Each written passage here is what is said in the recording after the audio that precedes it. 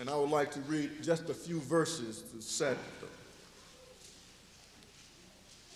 the setting for our text. And while you are turning there, I would remind you that I am 43 years old, and I've been preaching for 15 years, and I've never preached a sermon over 2 hours. And I promise not to do that this morning. I've not managed the time well this morning, so I'm going to move quickly so I can get you out here very shortly. Luke's Gospel, chapter 23. And I'd like to pick up the narrative with verse 32. And I'm reading this morning from the New American Standard translation of the Holy Book. Luke 23, verse 32. Hear the word of the Lord. 2 others also who were criminals were being led away to be put to death with him, and the him being Jesus. When they came to the place called the Skull, there they crucified him and the criminals, one on the right and the other on the left. But Jesus was saying, Father, forgive them, for they do not know what they are doing. And they cast lots, dividing up his garments among themselves. And the people stood by looking on, and even the rulers were sneering at him, saying, he saved others.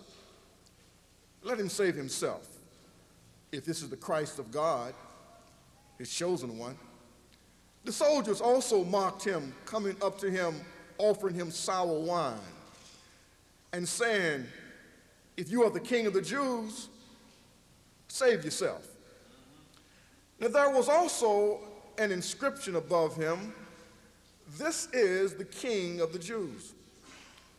One of the criminals who were hanged there was hurling abuse at him, saying, are you not the Christ? Save yourself and us. But the other answered and rebuking him said, do you not even fear God, seeing you are under the same sentence of condemnation? And we indeed are suffering justly, for we are receiving what we deserve for our deeds, but this man has done nothing wrong. And he was saying, Jesus, remember me when you come in your kingdom. Jesus, remember me when you come in your kingdom. And I want to speak this morning from that verse. Simply, Jesus, remember me. Remember me. Those of you who know me know that I speak very fondly of my sisters. I have 4 of them, you know, and they love me dearly. My oldest sister in particular, she's one of the most kindest people I've ever known. And I never cease to be amazed at her great compassion. I can never remember a single birthday that I've had that she has forgotten. Every year, even unto this day, I receive a birthday card on my birthday and a telephone call, and she calls me and she sings happy birthday to me. She always remembers. She never forgets my anniversary date of my wedding. She never forgets any of my children's birthdays. She always remembers. And not only does she remember me and all of my children, but my nieces and nephews. She never forgets any of us. She always remembers. There's something about being remembered by the ones that you love. You want to be remembered by those that you love. And how we live our lives, how we treat other people, to some degree will determine by whom and how often we are remembered. As I shared with you earlier, I was touched this week when I was going through the mail and came across that letter from Sister Patsy's sister. And she was just simply saying, remember my sister, and remember us. Remember me. A very short prayer in this text. This dying thief, this malefactor, this social deviant, this criminal, this kleptomaniac who was crucified at the same time Jesus was crucified, had the audacity the gall, the nerve to turn to the Son of God and say, Jesus, remember me. That's a short prayer. The King James Version, he says, Lord, remember me. Regardless of the version, it's only 3 words, a very short prayer. It has a noun that serves as the subject, Lord or Jesus, a verb, remember, and a personal pronoun, me. Lord, remember me. He didn't say, Lord, remember us. He said, Lord, remember me. In this life, we often walk in quartets and trios and in quintets, and we like to do things in groups. If a lady is going to go on a diet, then she tries to persuade some of her friends to go on a diet with her. The ladies here have started an exercise routine, and so they gather together as a group to motivate and encourage each other to exercise together as a group. We like doing things in a group. There's certain security in numbers. There's a sense of friendship and camaraderie in numbers. But when we walk to the cross of Calvary, we have to walk single file there. Amen. When we stand before the Lord of glory, we stand in single file. Yes. This dying thief understood that. He understood when life was fleeing from his bodies as he lost blood and as he was being asphyxiated there on the cross. You know, crucifixion was not instituted to kill people. It was instituted to punish people. Crucifixion prolonged the death process.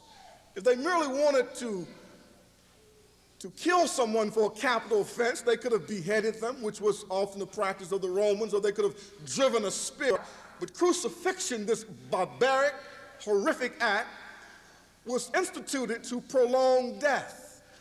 Because there on the cross, one did not die from a loss of blood or from exposure, but the Romans had so perfected this barbaric act of passing a death sentence that they would actually cause a person's life to be prolonged on the cross. Yes. And a person would actually die of suffocation. Yes. They would so position their bodies on the cross that they had to push off from their feet to inhale, to take in oxygen. And they would become so weak when they could no longer push from the cross that they would gradually suffocate there, a very, very painful and disturbing death. And that's why when they crucified someone, it would take several days at times for them to die.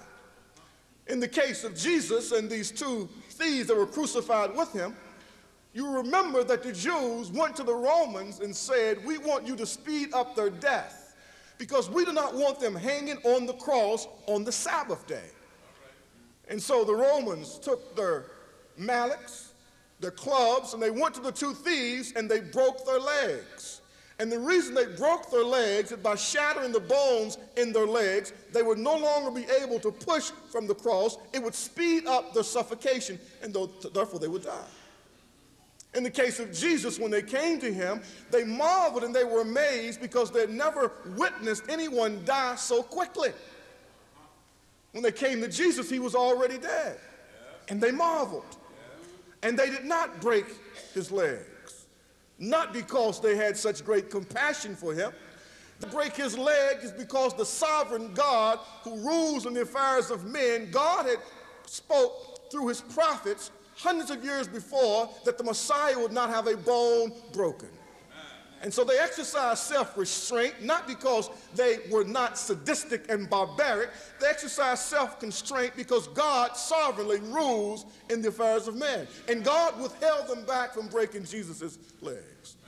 So this thief there, huffing and puffing and heaving for breath, trying to take in oxygen and trying to exhale carbon dioxide, he turns to Jesus and he says, Lord, remember me.